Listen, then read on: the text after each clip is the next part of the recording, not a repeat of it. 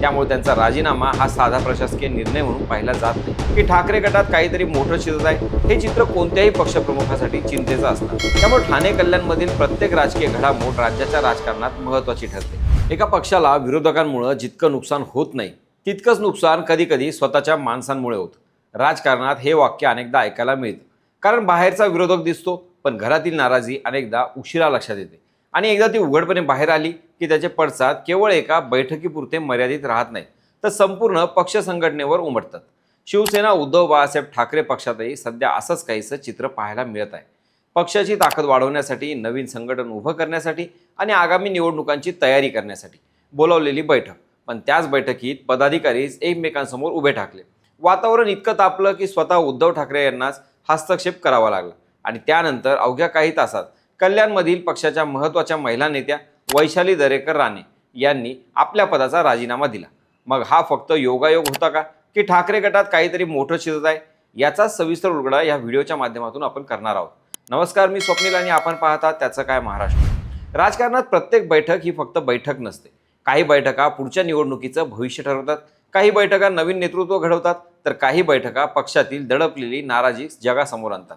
मातोश्रीवर झालेली ही बैठक तिसऱ्या प्रकारात मोडते असं म्हणायला हरकत नाही। या बैठकीचा मूळ उद्देश अगदी स्पष्ट होता।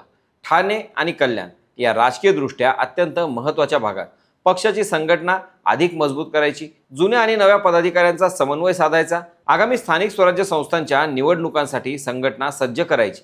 पण चर्चा सुरू होताच वातावरण वेगळ्याच दिशेनं गेलं। 2 दिवसांपूर्वी काही जुन्या पदाधिकाऱ्यांवर पक्षानं कारवाई केली होती, काहींना जबाबदाऱ्यांमधून दूर करण्यात आलं होतं, तर दुसरीकडे नव्या चेहऱ्यांना संधी दिली जाणार असल्याच्या चर्चा सुरू होत्या। याच मुद्द्यावरून बैठकीत असंतोष उफाळून आला।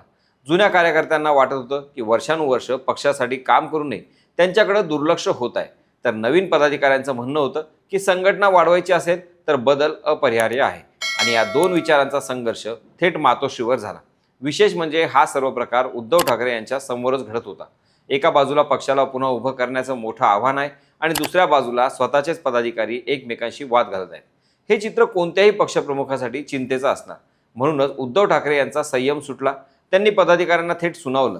देशात एक तरुण आंदोलनाच्या माध्यमातून थेट पंतप्रधान नरेंद्र मोदींना आव्हान देत आहे आणि तुम्ही मात्र पदांसाठी आपापसात भांडत आहात। या शब्दांमधून फक्त राग नव्हता, तर पक्षाच्या भविष्यासंबंधीची चिंता स्पष्ट दिसत होती, कारण विरोधकांशी लढण्यापूर्वी स्वतःचं घर सांभाळणं आवश्यक असतं। पण या बैठकीनंतर घडलेली दुसरी घटना अधिक चर्चेत आली। कल्याण लोकसभा मतदारसंघातील ठाकरे गटाच्या प्रमुख नेत्या वैशाली दरेकर राणे यांनी जिल्हा महिला संघटक पदाचा राजीनामा दिला। वैशाली दरेकर हे नाव अचानक समोर आलेलं नाही। 2024च्या लोकसभा निवडणुकीत त्यांनी खासदार श्रीकांत शिंदे यांच्या विरोधात निवडणूक लढवली होती। पराभव झाला, पण पक्षानं त्यांच्यावर विश्वास कायम ठेवत त्यांना जिल्हा महिला संघटक पदाची जबाबदारी दिली। त्यामुळे त्यांचा राजीनामा हा साधा प्रशासकीय निर्णय म्हणून पाहिला जात नाही। त्यांनी वैयक्तिक कारण दिलं आहे आणि आपण पक्षाशी एकनिष्ठ राहणार असल्याचंही स्पष्ट केलं आहे। पण राजकारणात प्रत्येक निर्णयाची वेळ ही खूप महत्त्वाची असते। संघटनात्मक वाद सुरू असताना बैठकीनंतर लगेच असा राजीनामा येणं अनेक प्रश्न निर्माण करतं, कारण कार्यकर्त्यांच्या मनात लगेच चर्चा सुरू होते। खरंच कारण वैयक्तिक आहे का, की त्यामागं संघटनात्मक नाराजी आहे? इथे एक मोठा राजकीय संदर्भ समजून घ्यावा लागेल।